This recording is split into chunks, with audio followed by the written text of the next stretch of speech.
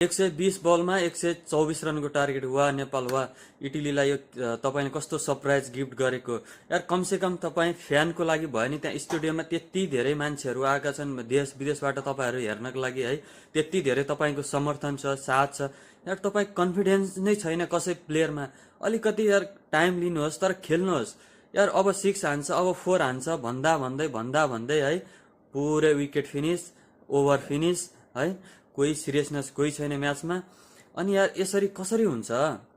अस्तिको अब सबैले भन्छ अस्तिको म्याचमा त इङ्ल्यान्डसँग दुःख लागेको थियो, त्यही भएर अस्तिको म्याच जित्यो। खास ओरिजिनल खेल त आजको इटलीसँग देखियो यिनीहरूको भन्छ। अब यार अब आउने म्याचहरूमा हामी कसरी आशा गर्नु तपाईँको?